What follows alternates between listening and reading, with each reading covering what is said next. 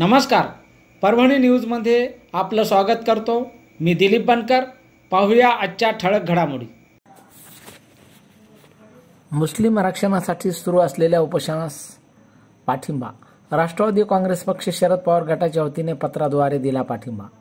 मुस्लिम समाजास मुख्य प्रवाहात आणण्यासाठी त्यांना आरक्षणाची नितांत गरज आहे। त्याच अनुषंगाने परभणीतील सकल मुस्लिम समाजाच्या वतीने साखळी उपोषण सुरू करण्यात आले आहे। सदरील उपोषणास राष्ट्रवादी काँग्रेस पक्ष शरद पवार गटाच्या वतीने जाहीर पाठिंबा देण्यात आला। यावेळी शहर जिल्हाध्यक्ष जाकीर अहमद खान, जाकीर लाला, शहर कार्याध्यक्ष विकास लंगोटे, माजी नगरसेवक अली खान, शहर प्रवक्ते शेख अहमद, माजी नगरसेवक नदीम काजी, नगरसेवक रवी सोनकांबळे, मौलाना जहांगीर नदवी, मौलाना रफीउद्दीन अशरफी, ॲडव्होकेट इम्तियाज खान,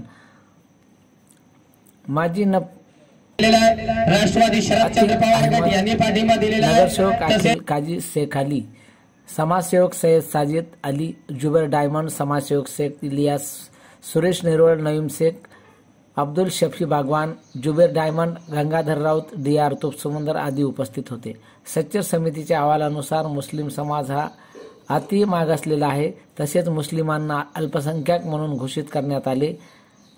सामाजिक, शैक्षणिक, राजकीय आरक्षणाची गरज आहे। शासनाने मुस्लिम समाजात 5% आरक्षण घोषित केले होते। त्यास माननीय न्यायालयाने सुद्धा मान्य केले होते। तरी शासनाच्या उदासीनतेमुळे ते आरक्षण दिले गेले नाही। केवळ जातीपातीचं राजकारण सध्या राज्यात सुरू आहे। त्यामुळे आरक्षण देण्यास टाळाटाळ केली जात आहे।